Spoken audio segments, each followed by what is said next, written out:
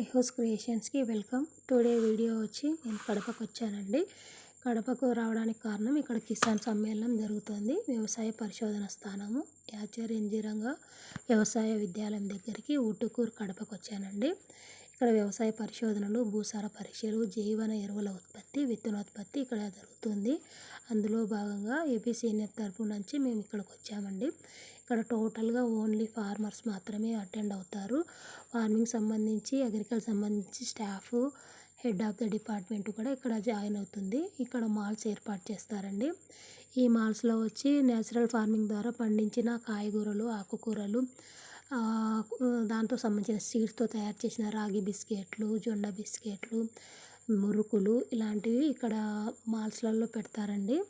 ఇవన్నీ totally natural farming ద్వారా పండినవి. అంటే ఆవు మూత్రము, ఆవు పేడ, బెల్లము, మట్టి, వేప నూనె ఇట్లా మొత్తం న్యాచురల్ ఫార్మింగ్ సంబంధించి పండించిన పంటలు మాత్రమే ఇక్కడ డిస్ప్లే చేస్తారు. ఇక్కడ మనకు కావాల్సినవన్నీ కొనచ్చు. కాస్ట్ కోసం కొంచెం హెవీగానే ఉంటుంది. ఇక్కడ వచ్చి మంచి నాణ్యమైన విత్తనాలు కూడా దొరుకుతాయండి. అలాగే ఈ చిరుధాన్యాలతో మనకి ఇక్కడ ఏపీ సేనకు సంబంధించి సింబల్ వేశారండి. టోటల్ నవధాన్యాలే వడ్లు, కందులు, పెసలు, మినుములు, ఉలువలు, శనగలు, అలసందలు, నువ్వులు, గోధుమలు ఇవన్నీ కలిపి బొమ్మ రెడీ చేశారు, డ్రా వేశారు.